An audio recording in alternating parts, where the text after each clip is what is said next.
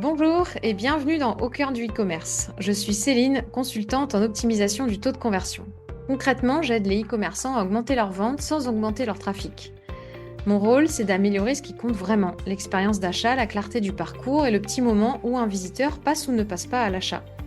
J'analyse votre site comme si j'étais un client, donc je vois où vous perdez des ventes, ce qui bloque, ce qui peut freiner les utilisateurs.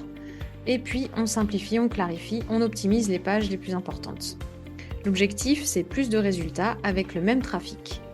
Et juste avant de commencer l'épisode du jour, si vous sentez que votre boutique pourrait mieux convertir, que quelque chose bloque mais vous ne savez pas exactement quoi, je peux peut-être vous aider. Si vous voulez en parler avec moi, vous pouvez réserver un appel via le lien dans la description du podcast. Et maintenant, place à l'histoire du jour. Aujourd'hui, on va parler de boxe, de sport de combat, mais surtout de business.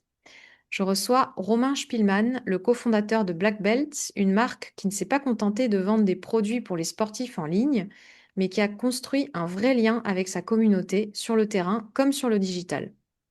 Parce qu'au-delà du produit, leur approche est intéressante. Être présent sur des événements, aller au contact, comprendre les clients.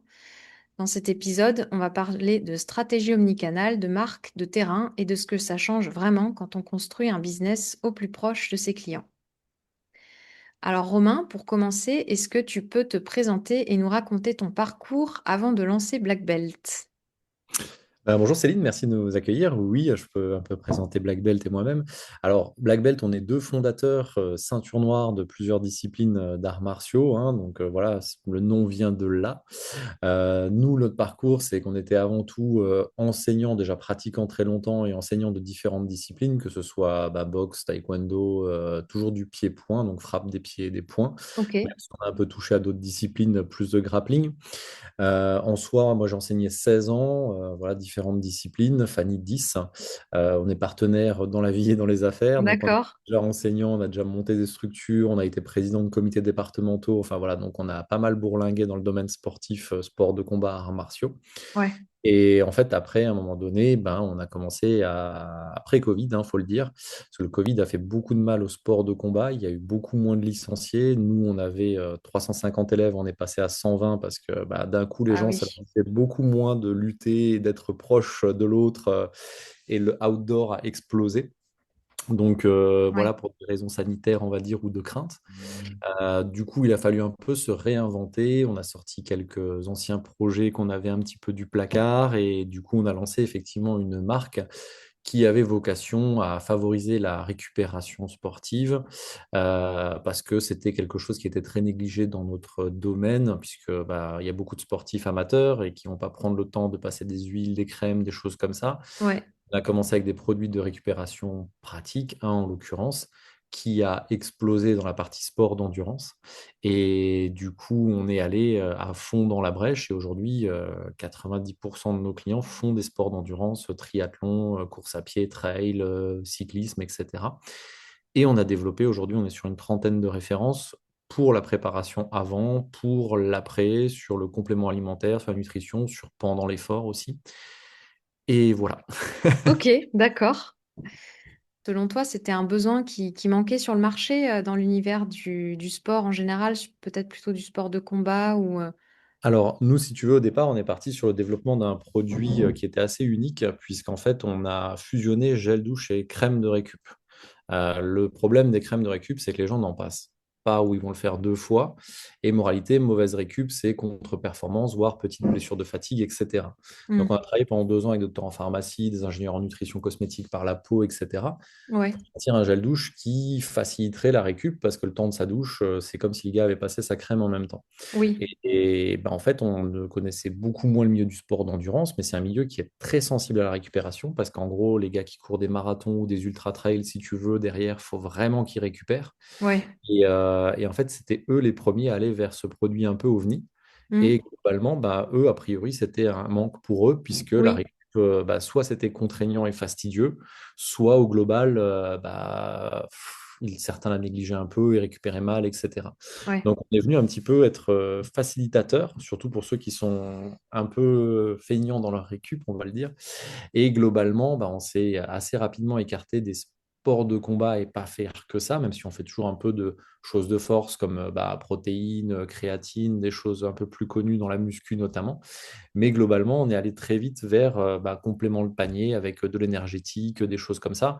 Parce que aujourd'hui, un gel douche, même s'il est autour de 15 euros, hein, quand même, faut le dire, parce qu'on met énormément d'huile essentielle qui coûte très cher, c'est bio, c'est Ouais, fabriqué en France, etc. Mais aujourd'hui, on a augmenté le panier moyen pour aller sur des paniers moyens qui sont plus proches de 60-70 euros grâce aux autres produits. Et concrètement, comme tout e-commerçant le sait, il faut gérer ses frais d'envoi et ça pèse lourd. Et donc, envoyer un ouais, colis pour 70 euros, 100 euros, 200 euros, c'est beaucoup plus sympa qu'envoyer un colis pour 15 euros. c'est sûr. Voilà. Donc, c'est comme ça Ouais, que le reste de la gamme s'est un petit peu étoffé. d'accord, ok.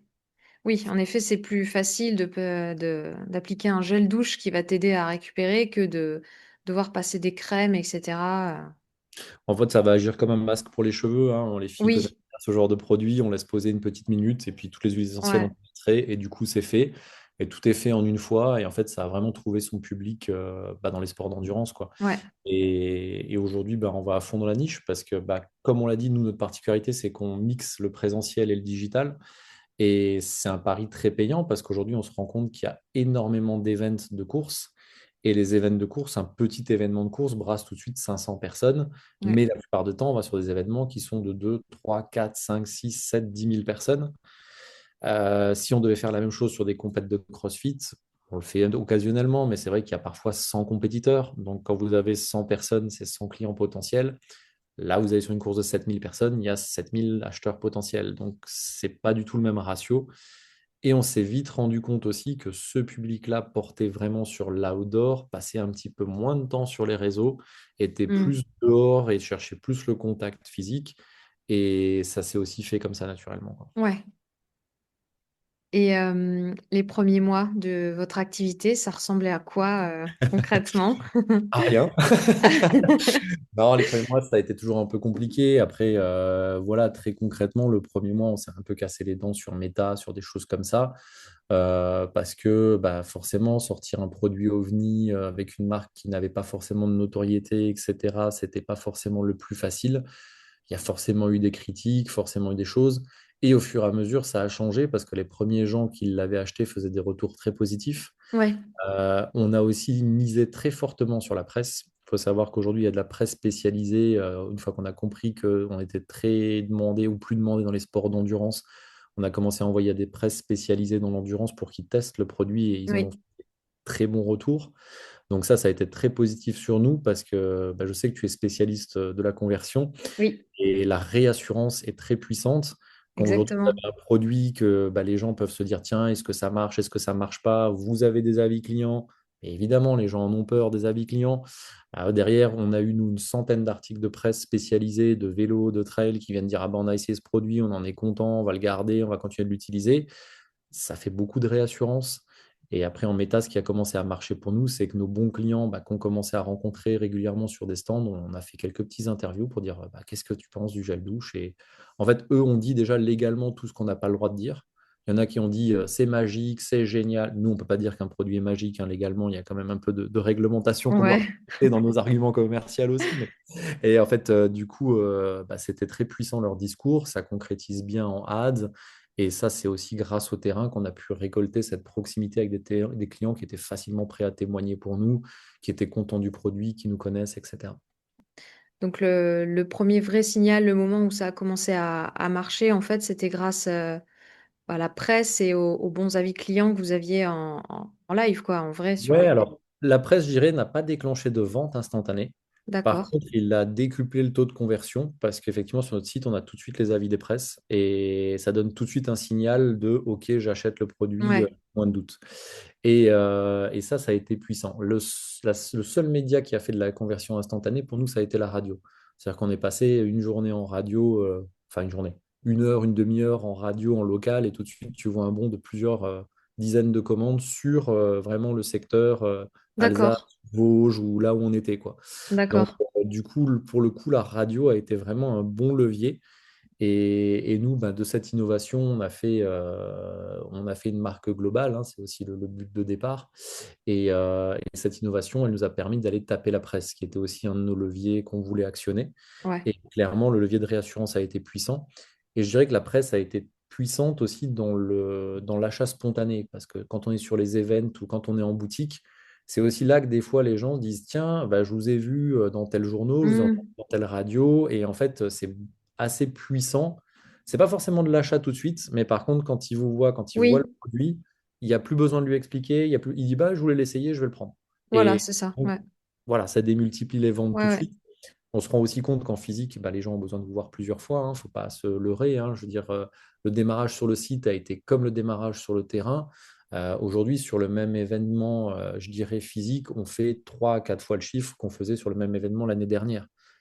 Parce que les gens qui reviennent, bah, comme sur le site, ils commencent à acheter d'autres produits. Le copain lui en a parlé, il y a une petite notoriété, il y a une petite confiance. Mais vraiment, le physique a été un élément clé pour nous parce que les gens peuvent vous voir, vous toucher, voir que c'est Oui, réel, voir qu'il y a quelqu'un derrière, prendre le temps de poser toutes leurs questions. Et d'ailleurs, pour ça, on a mis sur notre site internet une petite ligne téléphonique, hein. Donc, oui, pour justement, alors bien sûr, il y a déjà un petit chat, hein, qui répond en automatique aux questions, à tout ça. On a rajouté des pages qui nous sommes aussi, parce qu'au début, on avait un site sans ça et on s'est rendu compte que pour les gens, c'est quand même non, c'est important, le super important. storytelling Ouais, et tout ça, pour optimiser déjà tout ça. Et globalement, en fait, bah, on a mis un numéro de téléphone en portable pour les gens, pour les ouais, aider parfois à se dire, bon, bah, sur ma nutrition course, comment je l'appréhende, quel produit je prends, quand je le prends, etc. Ils peuvent nous appeler. En pratique, on a très peu d'appels. d'accord. Parce qu'on pensait justement qu'il y avait peut-être une partie de doute de visiteurs qui venaient, qui repartaient, etc. On a quelques appels, ça nous permet de conclure en direct, ce qui est plutôt sympa, ou de rajouter un produit en vente additionnelle. Mais je pense que ça a quand même un impact sur le fait de se dire, OK, je peux même appeler les gens et du Oui, coup, ça me rassure dans mon achat. Donc même si on n'a pas tellement d'appels par cette ligne-là, on pense que c'est quand même un élément qui est de la réassurance. oui, c'est sûr, carrément. Et pour revenir au début, est-ce qu'il y a quelque chose au début que vous avez sous-estimé Alors, nous, on est dans un domaine de marché sportif. Ce qu'on a sous-estimé, c'est forcément les besoins en com et surtout les demandes de gratuit. On est dans un marché où beaucoup d'athlètes cherchent du sponsoring. Je dois vous avouer que même encore aujourd'hui, j'ai plus le temps de les lire parce que j'en ai 10, 15 par jour. Ah oui. Ah oui, oui, non, mais même, alors que ce soit de clubs, de sportifs, de projets caritatifs, Mmh. tout ça, c'est très bien, hein, mais quand au début vous êtes une jeune entreprise, bah, déjà, vous ne pouvez pas, hein. Je dirais, à un Bah, moment, c'est il ça. faut dire, rationaliser les coûts et Oui. tout donner, il faut déjà avoir. Et aujourd'hui, on a 18 mois d'exploitation, donc c'est pas non plus, on n'a pas 10 ans derrière nous, hein, voilà. Mais c'est vrai qu'on a au départ plus de demandes de gratuit que de clients. Et ça, c'est un problème parce que, voilà, à un moment donné, on ne peut pas distribuer nos produits gratuitement. Même si dans la tête des fois des gens, c'est je ne vous demande pas d'argent, je vous demande juste des produits. Bah, en fait, les produits, on ne les a pas gratuitement. Bah, c'est ça. Ça C'est de la tombe pas du matière ciel. première qu'on transforme, il y a du travail dessus, il y Voilà. a du temps humain, c'est de l'argent en fait. Et ça, Oui. les gens, il y a un vrai décalage là-dessus parce que le produit, c'est gratuit et on est face à des marques qui ont des budgets mais colossaux en termes de communication, qui distribuent eux du gratuit. Je veux dire, nous, aujourd'hui, on ne peut pas se permettre d'aller sur une course où il y a 7000 coureurs. Et dans chacun des paquets des coureurs, il y a un produit. On ne peut pas offrir 7000 produits, sinon, Bah oui. voilà.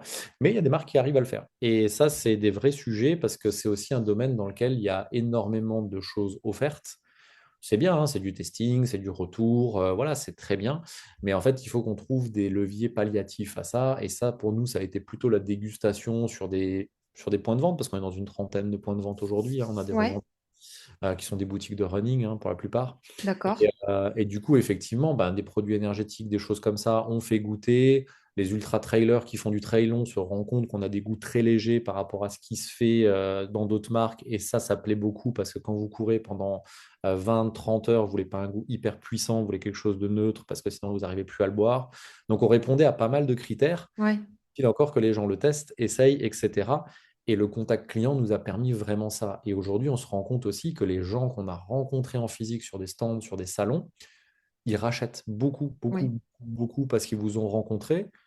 Il n'y a pas beaucoup de grandes marques où vous rencontrez le fondateur, hein. On peut citer par exemple Decathlon, qui est un gros faiseur aussi en nutrition alimentaire, même si on se place peut-être un petit peu sur des produits plus pointus et moins simples, on va dire, en compo. Mais bah, moi, le patron de Decathlon, en tant que consommateur, je ne suis pas prêt de le rencontrer. Ah Et voilà. non, c'est clair. Donc, voilà, c'est cette Ouais, c'est proximité aussi sûr. qui fait que. On a fait 6 mois là, on a misé beaucoup sur le local parce qu'on s'est rendu compte que le local, c'est aussi un levier pour capter des clients et pour les fidéliser parce que Mm. bah, les gens aiment acheter en circuit court. Ouais, Nous, il y a quand même beaucoup de choses qu'on fait en circuit court, c'est une de nos particularités aussi. Voilà, je veux dire, aujourd'hui, nous, on est à Strasbourg, une protéine végétale, ça pousse à 10 minutes, un quart d'heure de Strasbourg et c'est tout transformé dans le coin. Enfin, voilà, on essaie de faire des choses comme ça. Et quand les gens prennent le temps de découvrir et ne voient pas qu'une pub méta qui scrolle en 30 secondes, c'est complètement un autre rapport. oui, Et voilà. Et après, les stands, c'est pareil. On a squeezé les plus gros événements qui demandaient beaucoup, beaucoup d'argent pour être là parce que pour les rentabiliser, c'est même pas la peine. Après, on a été sur des petits événements. Là, vous n'avez pas assez de monde. Donc, Mm. globalement, je dirais que les événements intermédiaires sont pour nous aujourd'hui les plus Oui, rentables. On peut encore discuter avec les organisateurs, on peut encore s'arranger, s'entendre un petit peu sur les conditions pour être là. Du coup, bah, on arrive à rentabiliser tout de suite en one shot l'event. oui, Derrière, on fait énormément de captation de mails. ouais, On n'hésite pas à faire des jeux concours, des choses comme ça. La meilleure course qu'on ait fait, on a fait une course de 4000 coureurs, on a capté un petit peu plus de 1000 adresses mail sur le moment, ouais, ce qui était quand même énorme. bah Et ouais, en fait, on les a captés parce qu'on a mis une paire de lunettes connectées, méta haut clés pour les coureurs, donc des lunettes de vitesse, mais qui filment en même temps et tout ça qu'on a mis en jeu avec un partenariat avec un opticien qui s'appelle Manéo, comme ça je lui fais un peu de promotion aussi à la ville d'accord, de ouais, Strasbourg. C'est vrai que bah, lui fournit les lunettes, nous on lui a ramené 1000 adresses mail, on les a pris aussi. Pour nous, c'était complètement gagnant parce qu'on n'a pas dépensé 1 euro dans ce concours. Mais Mm. globalement, une personne sur quatre lors de la course est venue nous voir, on a vu qu'on était local, on récupère 1000 mails et on se rend bien compte qu'après, sur une base de mailing, bah, tu as des gens qui rachètent, qui n'avaient pas acheté sur le moment. Ou voilà, et en fait, tu captes du mail par le physique de manière beaucoup plus rapide que des lignes magnétiques qu'on a Oui, aujourd'hui sur le site internet, même si on aborde des thématiques sur des e-books, des choses comme ça. Mais bon, voilà, aujourd'hui, clairement, le direct nous permet d'alimenter notre base mail et de vendre derrière beaucoup plus par newsletter avec des taux de conversion qui sont beaucoup plus sympas, des clients qui rachètent plus. Voilà, donc c'est tout un circuit vertueux, un oui. alimente l'autre, et, et voilà. Ok. Et aujourd'hui, qu'est-ce qui fait vraiment la différence du coup dans votre croissance? C'est la communauté, c'est la fidélisation peut-être comme tu me disais? Alors, nous, aujourd'hui, on est attentif à certains, forcément, KPI pour les indicateurs de suivi. Ouais, Bien sûr, comme tout le monde, on regarde notre chiffre d'affaires. On est aussi attentif au fait que la marge, elle augmente parce qu'il y a toujours des sujets. Actuellement, par exemple, la taxe gasoil sur les colis, c'est un gros, gros ouais, sujet. Voilà, bref, clairement. il y aura toujours des sujets, donc il faut quand même veiller à préserver sa marge. Mais une des choses qui fait qu'aujourd'hui, on arrive à être plus rentable, c'est qu'on a réussi à gérer notre coût d'acquisition client. C'est-à-dire qu'aujourd'hui, par méta, au début, notre coût d'acquisition client allait taper la barre des 60 euros parfois. Et c'est énorme quand Mm. derrière, le gars va vous acheter un gel douche à 15 balles. Oui. Douche à 15 balles qu'il va racheter, hein, mais dans 8 mois, parce qu'il va l'économiser, il ne va pas s'en servir tous les jours, etc., etc. Mm. Donc à ce rythme-là, on met 2, 3 ans à rentabiliser le client et c'est un problème de fond, quoi. Ouais, Voilà, donc ça a été un vrai sujet et aujourd'hui, on ne réfléchit plus que par coût d'acquisition d'un nouveau client, sachant que nous, évidemment, on travaille sur une durée de vie, hein. Notre but, c'est le repeat. oui, Euh, on n'est pas toujours rentable sur le premier événement, sur la première chose, etc. Mais on a des gens qui aujourd'hui achètent des paniers de nutrition à 70, 100 euros tous les mois, tous les 2 mois, tous les 3 mois. Et c'est cela qu'on est allé chercher le plus. Parce ouais, qu'effectivement, sur le long terme, bah, c'est eux qui nous font vivre. Un client one-shot, c'est très bien, mais voilà. oui, Et en fait, en soi, c'est vraiment cela qui nous fait vivre. On a découvert beaucoup de business qui misaient sur le one-shot et ce n'est pas du tout notre cas. Mais aujourd'hui, c'est le coût d'acquisition client. Il faut aller chercher du client à moins de 10 euros, hein, très clairement. Sinon, tout ce qui est au-dessus, pour nous, ça vaut pas la peine. Et oui, il faut miser sur beaucoup de présence. Et attention, comme dit, quand on est présent, pas tout accepter non plus pour être présent. Il faut trier. Nous, on a appris à dire non. Ça, c'était ouais. un gros sujet. Ah Euh, oui, ah bah oui, parce que bah, les organisateurs veulent toujours plus de lots, plus de choses offertes, ouais, oui, les associations veulent plus de sponsoring, ouais. Voilà, je veux dire, si maintenant, nous, on a tenté des petits mailings à tous les clubs du coin pour dire, bah, on a une marque locale, voilà, on fait ça. Leur seule Hmm. réponse, ça a été, bien sûr, vous pouvez nous filer un chèque ou du gratuit, quoi.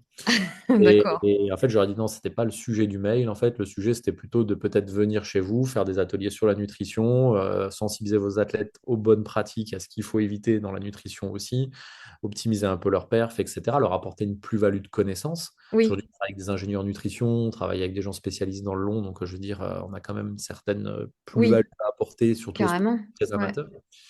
Et en fait, non, ils voient tout de suite le chèque. Donc, c'est compliqué dans ce milieu-là, très associatif. Ils sont très portés sur le sponsoring.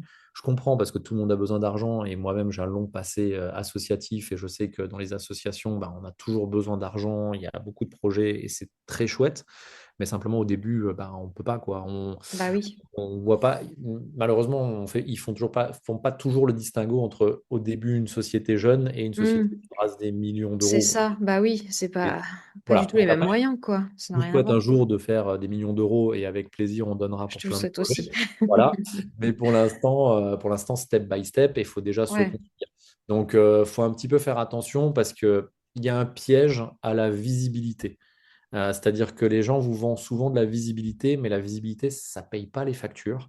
La visibilité, ça a une retombée, oui, mais à force de répétition, dans 1 an, dans 2 ans, dans 3 ans, parce que les gens, ils ont aussi besoin de temps pour voir qu'ils peuvent vous faire confiance, de voir que les copains utilisent ça, etc., etc. Et le Hmm. bouche à oreille, pour nous, a aussi été un levier, mais il faut du temps. Il faut que les premiers essayent, que les gens font des bons retours, que du coup, ils viennent chez vous, etc. Mais c'est assez long. Donc, la visibilité, vous dépensez vite de l'argent dans l'influence, des choses comme ça. C'est des choses qu'on a testées. Ah C'est des ben choses ouais. qu'on a arrêtées parce que ça coûte un peu quand même d'argent. Et malheureusement, le retour sur investissement, il n'est pas à la Ouais. hauteur. Ouais. Et voilà, alors soit vous êtes une marque, pour moi, qui a un budget colossal, vous avez levé quelques millions et vous pouvez dire, bah, je m'en fiche, je matraque comme un dingue Oui, et voilà, c'est cet ça, ouais. argent-là. Soit à un moment donné, le faire à petite dose, ça vaut pas le coup. Même si vous collez un budget aujourd'hui de 50 000 euros de communication globale, de salon, de stand, 50 000 euros, c'est beaucoup d'argent. Et en même temps, par rapport à des mastodontes sur le marché, c'est Bah rien. ouais, c'est rien, c'est Rien du ça. tout, parce qu'ils vont dépenser ça en une demi-journée, en 1 heure. Ouais, Ils c'est vont faire ça. un peu plus de visibilité que vous avec. Et voilà, donc on ne peut pas rivaliser Vous sur jouez pas sur le même terrain, non, c'est pour ça. Et donc, reprendre il faut le faire avec ses sport. armes. Il faut faire avec ses armes. Et une Voilà. des armes pour nous, ça a été le local, la présence terrain, parce que ces grosses marques viennent, mais parfois, c'est des étudiants, hein. Nous, on a vu des gens de Red Bull ou de choses comme ça. Alors, on n'est pas du tout dans le même domaine, hein, mais arriver sur des courses, distribuer des canettes gratos, etc., etc. Mais il n'y a pas de lien avec les personnes, il n'y a pas de... Enfin, il n'y a rien, quoi. Donc, c'est Oui. pas la même relation qu'on construit. Ah, mais pas du tout, Et non, pas sûr. voilà. Et du coup, c'est un peu cette proximité qui fait que Ouais, progressivement, il y a des portes qui s'ouvrent. bah oui. Et même avec les clubs et tout ça, bah, progressivement, ça s'est fait, mais il faut apprendre à dire non, leur dire bah, on ne peut pas. Certains ne comprennent pas, évidemment. Ouais. Mais en fait, c'est un petit peu ça qui a fini par faire qu'on a pu être présent sur des courses de plus en plus. Et au fur et à mesure, il y a toujours un climat qui se détend. C'est-à-dire quand vous êtes nouveau, forcément, les gens se disent bah, qui c'est, qui ils sont, pourquoi ils viennent, etc., etc. Et au fur et à mesure, on voit une fois, on voit 2 fois, quelques portes s'ouvrent, des gens commencent à venir vous voir, d'autres Hmm. se font. Il faut laisser un peu de temps aux gens, il faut faire un peu ses preuves, je dirais, et laisser du temps pour que les gens viennent. Et je pense qu'on est beaucoup dans une société où on veut tout tout de suite et ça n'existe pas vraiment le tout tout de suite. Il faut beaucoup semer et commencer à Oui. récolter petit et continuer de semer et il faut du temps. Et aujourd'hui, je connais beaucoup d'entrepreneurs ou de freelance qui bah, me disent les 2, 3 premières années, on tapait dans le dur et c'est qu'à partir de la quatrième année qu'on a commencé à être plutôt bien correct, etc., posé. Mais il ne faut pas s'attendre à faire 3 mois, tout de suite des millions. Parfois, on voit des formations qui vous vendent quelques promesses de rêve, etc. Donc tout ça, Ouais, faut pas arriver. c'est ça. Tout à fait. Et je voulais parler du positionnement de marque, parce que vous avez quand même eu un univers, une identité qui est assez forte. Comment vous avez construit cette image de marque? Alors ça a été un long sujet. Il y a eu beaucoup de débats sur des choses. On a essayé de trouver aussi des niches, des creux, des angles d'attaque, etc. Et c'est vrai qu'on s'est dit que bah, finalement, ce qui est notre histoire, c'est peut-être un levier, le storytelling, parce qu'aujourd'hui, ce que nous, on s'est dit, c'est que même si on n'est plus forcément toujours sur le client pratiquant sport de combat, ben, black belt, ceinture noire, ce sont des valeurs qui peuvent être retransmises à n'importe Mm. quel sportif. C'est-à-dire que je pense qu'il n'y a pas un sportif investi qui ne connaît pas la persévérance, le fait de se remettre en question, le fait de résilience, des échecs, se relever, etc. Toutes ces notions-là de valeur, pour nous, elles sont dans n'importe quel sport. Aujourd'hui, bah, la personne qui court en ultra-trail, elle a peut-être commencé par un 5 km, là où la personne qui est ceinture noire a commencé par une ceinture blanche. Et c'est des étapes, c'est des steps, c'est Ouais. la patience, c'est du travail, et ça, c'est des valeurs qu'on peut trouver. Et en fait, derrière l'idée de Black Belt, il y a l'idée de dire, bah, peu importe le sport, en fait, en réalité, une ceinture noire, c'est une ceinture blanche qui a jamais abandonné en pratique. Mm. Et, C'est vrai. voilà, et qui a su continuer malgré tout, malgré parfois des moments difficiles ou peu importe. Mais en tout cas, cette traversée-là, c'est aussi ça, Black Belt, c'est qu'on est là pour aider les gens à devenir une meilleure version d'eux-mêmes et à progresser vers l'objectif qu'ils veulent. Et donc, ces valeurs-là, elles nous paraissaient fortes et universelles. Et c'est la raison pour laquelle on s'est positionné dessus, tout en étant un peu plus premium que certaines grandes marques, hein. On va pas, de toute façon, on ne va pas se battre sur le prix, sur des Ouais. gens qui importent de Chine et qui font du premier prix et tout ça. Nous, en fabriquant français et tout ça, c'est pas du tout la philosophie. Ben On oui. cherche des gens qui ont une vraie recherche de qualité dans ce qu'ils consomment, etc. Et donc, effectivement, on ne se positionne pas du tout pareil. On se positionne pas non plus dans l'excellence pure, parce qu'il faut rester ouvert. Encore une fois, c'est quand on dit qu'une ceinture noire, bah, c'est une ceinture blanche, c'est-à-dire que qui a jamais abondé, c'est-à-dire que quand même, quelque part, les ceintures blanches, c'est des futures ceintures noires. Il ne faut pas être élitiste et négliger les gens qui commencent, au contraire. Il faut les Ouais. accompagner et tout ça. Et c'est toute cette philosophie-là qu'on essaie de mettre en place et qui match, a priori, avec un peu de gens quand même. Bah oui, quand même, c'est des Voilà. belles valeurs. Gentil, merci. Et pour parler de l'expérience sur le site, comment vous avez pensé votre site pour accompagner à la fois les débutants et les pratiquants sportifs plus avancés? Alors aujourd'hui, il y a beaucoup de sujets sur le site. Déjà, on a misé sur un blog. Aujourd'hui, je crois qu'il y a près de 200 articles sur le blog. On a essayé d'aborder beaucoup de thématiques, notamment bah, déjà pour le SEO, hein, c'est un vrai Oui, sujet aussi. ouais, bien sûr, On ouais. parle de trafic payant, commençons par du trafic gratuit autant que C'est possible. clair, ouais. Et le SEO, c'est un vrai sujet avec des recherches de longue traîne, avec des recherches de choses très très nichées. Parce qu'aujourd'hui, bah, si on parle protéines, tape protéines sur Google, laisse tomber, pour te placer face à des géants, c'est Ouais, mort. Par contre, quand tu commences à taper des trucs du style quelle est la meilleure protéine pour ma récupération en tant que marathonien, bon, tu es déjà sur des c'est sujets un sur petit la peu longue plus traîne, là. précis. Ouais, voilà, mais en fait, du coup, il y a aussi une évolution qui fait que bah, avec les IA, tout ça, je pense que les longues traînes prendront de plus en plus de place dans les Oui, recherches des gens parce que on fait pas une recherche Google comme on fait une recherche sur ChatGPT ou autre. On va ouais. être plus précis et donc on va aller chercher moins de trafic, mais plus la niche. Et après, on a fait un gros travail sur le SEO parce qu'il y avait un double enjeu avec la presse. C'était aussi d'avoir beaucoup de liens de presse qui pèsent parfois lourd pour Google en termes de confiance. Et ça nous a permis de dépasser même certains concurrents Mm. qui avaient 7-8 ans en note de confiance Google et en ranking, parce qu'en fait, on parlait beaucoup de nous. Et ça, c'était pas neutre dans notre stratégie. C'est aussi pour derrière pouvoir pousser plus de SEO qui nous coûte moins cher que le ads. Au départ, le ads, on l'a beaucoup vu comme démarrons avec le ads, faisons parler de nous, faisons nous voir, un peu d'influence, un peu de buzz, mais faisons de la presse, faisons du SEO, et d'ici un an, on pourra couper le ads, c'est pas vrai, hein, mais on pourra couper le ads et faire effectivement du SEO pur et aller se placer dessus. Le SEO, c'est une jungle, c'est difficile, c'est pas facile, on n'est jamais sûr de ce qui se place, de ce qui se place pas. Parfois, on arrive à matcher des choses, etc. On a des victoires de geek parfois quand on réussit à placer un article. Moi, c'est une victoire que je ne connaissais pas avant, mais maintenant je suis content quand je suis deuxième ou troisième sur Google. Donc, voilà, Ouais. et en tout cas, voilà, mais en tout cas, c'est des petites choses qui amènent 100, 200, 300 personnes selon les articles par mois. Mhm. Potentiellement, il y en a quelques-uns qui achètent, ou au moins ils ont vu la marque, Oui, ou voilà. téléchargent un e-book, ils laissent leur adresse mail. Enfin, c'est un Ouais. maillage, c'est un écosystème et qui forcément ramène des fois des gens, on ne sait pas d'où. Alors j'avoue que de temps en temps, on a des commandes de Suisse, on pense que c'est que du SEO parce qu'on n'est jamais présent ni rien, etc. Et ça, c'est plutôt cool parce qu'en Suisse, ils font des beaux paniers en général. Ouais, Donc, même si on a un peu plus de frais de port, quand il y a des commandes à 200, 250 euros, bah, ça va.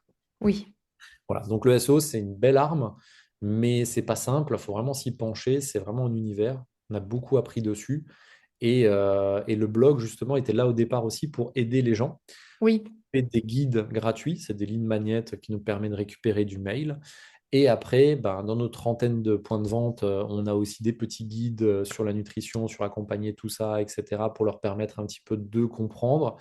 On a aussi une rubrique de consultation avec nos experts. Comme nos experts sont tous des freelances qu'on paye à la mission, aujourd'hui, les gens peuvent aller vers eux et faire des consultations avec eux et ça leur permet d'être accompagnés peu importe leur niveau.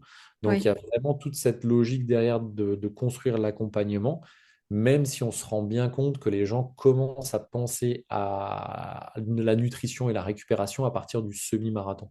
Tout ce qui est distance de 5-10 km, bon, voilà, ça se court, oui. il n'y a pas trop besoin de compléments, etc. Par contre, quand on est sur du très long et qu'on commence à courir plusieurs heures, on va commencer à se dire, bon, sur une course de 4, 5 heures, 6 heures, peut-être falloir que je gère mon effort, Ouais, peut-être ça falloir que commence j'ai à... des apports en glucides.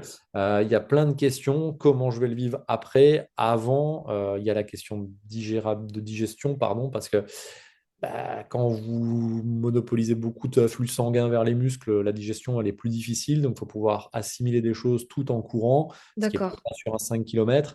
Et donc, toutes ces questions-là, on commence un petit peu à regarder de plus près la nutrition pour arriver au bout et surtout arriver dans un état à peu près Oui, correct. ouais, c'est ça. Pas trop Voilà, mal, quoi. c'est ça. Et du coup, il y a tout ça qui se rentre en jeu. Et donc, tout ça, il y a beaucoup de questions. Nous, on est Ouais, parfois encore. Parfois, je suis sidéré, je l'avoue, par des questions qui semblent basiques. Et on se rend compte que les gens n'ont pas toujours la culture qu'ils devraient avoir dans la nutrition sportive. Quand les gens vous demandent ce que c'est qu'une boisson électrolyte par rapport à une boisson isotonique, alors je sais, hein, pour la plupart des gens, ça ne va pas parler. moi, je sais pas, hein. Euh, ouais, non, mais je comprends. Mais en fait, en soi, une boisson électrolyte n'apporte que des minéraux pour bien hydrater, idéal sur du court. Une boisson énergétique ou isotonique va apporter en plus des glucides, donc D'accord. pour du long, en plus des minéraux pour réhydrater. Et ça, c'est une question très simple quand vous courez normalement. Et en fait, on se rend Ouais, compte qu'avec la hype de la course à pied, il y a énormément de gens qui arrivent dans ce milieu qui en fait ne connaissent oui. pas grand-chose en fait. Et ils ont beaucoup d'inconnus. Et c'est difficile de vendre quelque chose quand les gens n'identifient pas exactement ce qu'il leur faut, qu'est-ce Oui, qu'ils bah achètent, c'est sûr. etc. Ouais. Donc, on est déjà sur un milieu où la nutrition, il faut du temps pour que les gens vous fassent confiance. C'est quand Mm. même quelque chose qui est ingurgité. Et au-delà de ça, bah, du coup, les gens sont un peu perdus, ça leur paraît flou. Il faut quand même dire qu'on travaille certains produits, on parle de créatine, il y a des gens pour qui ils vous regardent comme si vous vendiez des produits illicites, hein, que c'est interdit, alors que pas du tout. S'il y a un complément alimentaire qui est étudié, c'est la créatine, hein. Je pense que c'est sans doute le complément alimentaire où il y a le plus d'études dans le monde. Mais voilà, les gens, ils ont peur. Il y en a certains qui ont peur de la protéine, hein, alors qu'ils Ouais. donnent des déshydratés à leurs enfants. Spoiler alerte, c'est la même chose.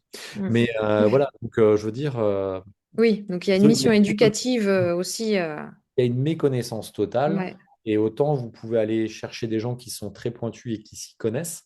La grosse difficulté qu'on va avoir sur cette cible-là, c'est qu'eux ont déjà souvent identifié les produits qu'ils prennent avec des marques qu'ils prennent, etc. Donc il va falloir ouais. les déloger, c'est encore une autre Ils ont stratégie. des habitudes, quoi.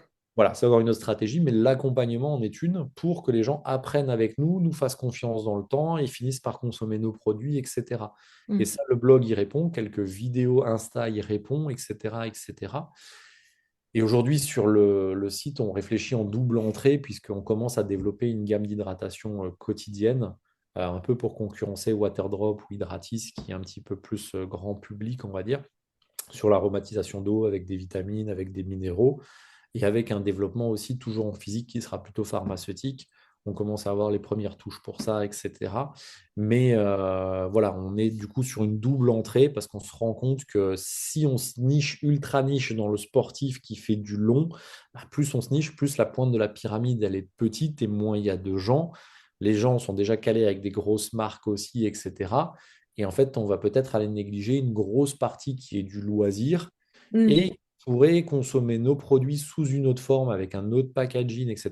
D'où la gamme un peu d'aromatisation plutôt d'eau pour que le coureur de 5 km et tout ça qui ne nous achète pas parce qu'il n'a pas de besoin, bah, nous consomme peut-être Oui, quand il est au bureau, quand il est au boulot, quand voilà, parce bah qu'il ouais. veut arrêter les sodas, parce que plein de choses. Vu que nous, on a de la matière première, on a le savoir-faire, et qu'on va pas se mentir, en termes de marge, bah, plus on achète d'arômes, plus on achète d'ingrédients, moins on les achète chers. C'est Ouais, aussi un enjeu pour développer nos marges, voilà, tout simplement. ouais, tout à fait. C'est un peu beaucoup d'infos, mais voilà. Et alors, pour parler un petit peu du futur du retail en sport, avec l'expérience que tu as sur le terrain et sur le digital, comment tu vois évoluer la manière de vendre dans le sport? Alors, je pense que la manière de vendre dans le sport, elle a déjà beaucoup changé, mais je pense qu'aujourd'hui, pour nous, en tout cas, ce qu'on constate, c'est ce qui influence de plus en plus, c'est le bouche à oreille du copain plus que l'influence ou que le D'accord, traquage marketing. ok. Et pour ça, aujourd'hui, on sait que, bah, encore une fois, le terrain pèse lourd.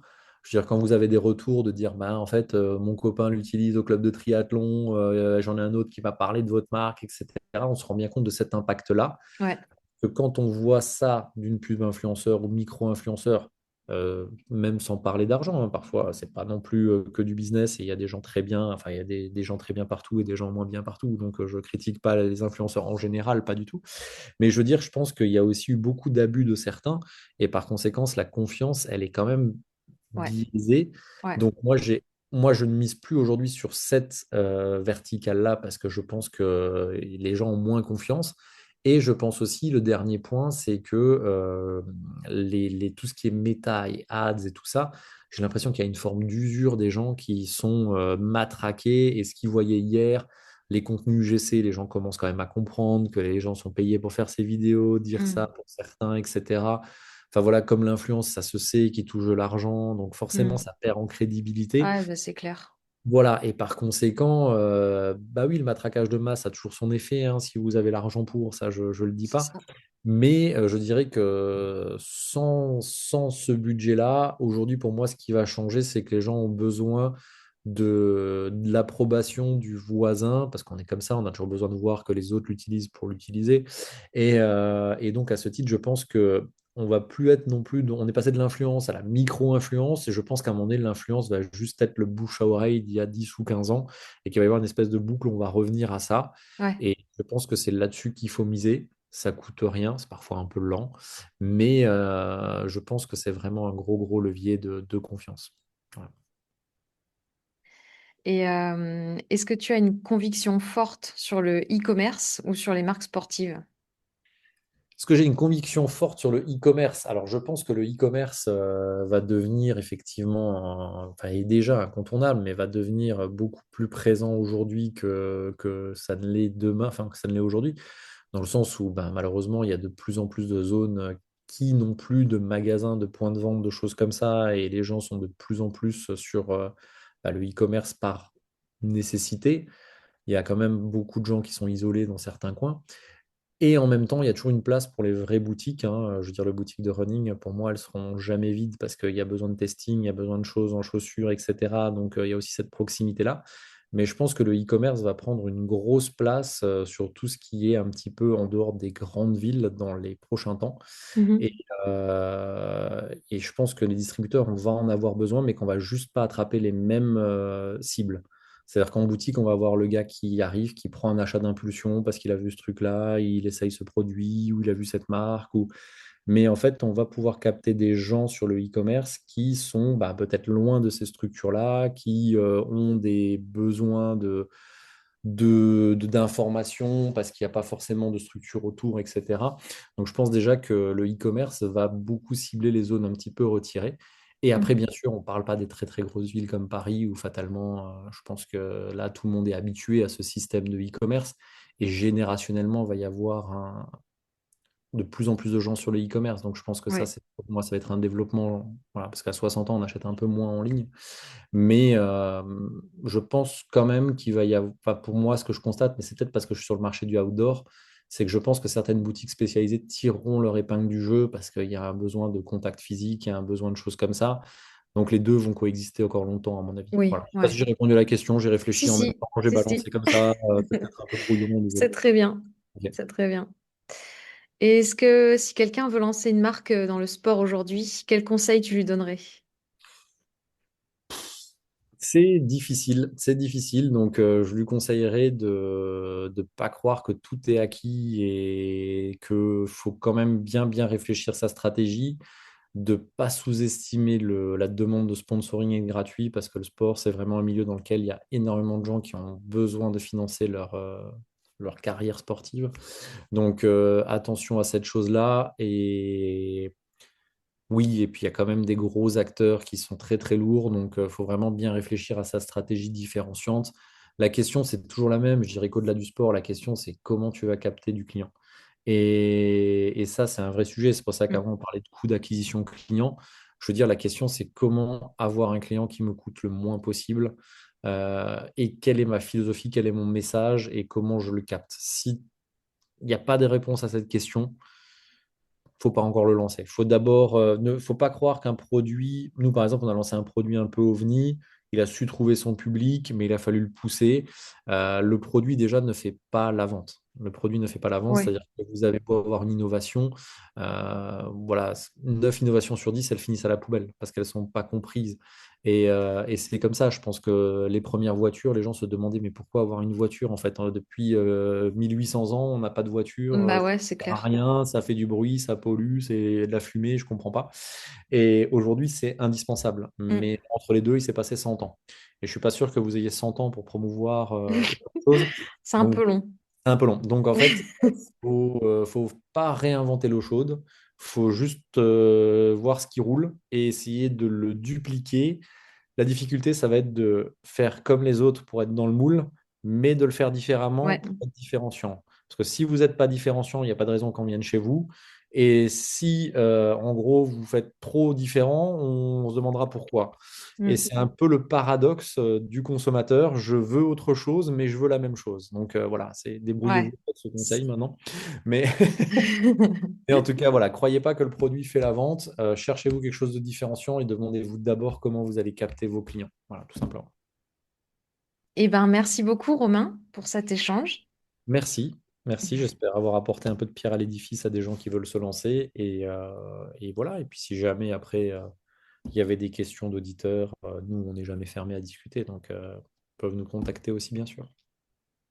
Eh ben, super, ouais, le message est passé, en tout cas. Et merci à vous d'avoir écouté Au cœur du e-commerce. Si cet épisode vous a plu, pensez à le liker, à vous abonner et à le partager à un e-commerçant autour de vous, ça aide énormément le podcast. Et si vous voulez augmenter vos ventes sans dépenser plus en acquisition, c'est exactement mon métier. J'analyse votre site comme le fait un client, donc je repère les points de friction, les moments de doute, les choses qui font hésiter, et on simplifie, on clarifie, on optimise. L'objectif, c'est simple, c'est que plus de visiteurs deviennent clients avec le même trafic. Si vous voulez qu'on regarde ça ensemble, vous pouvez réserver un appel avec moi via le lien en description du podcast. Merci encore et à très vite pour un nouvel épisode.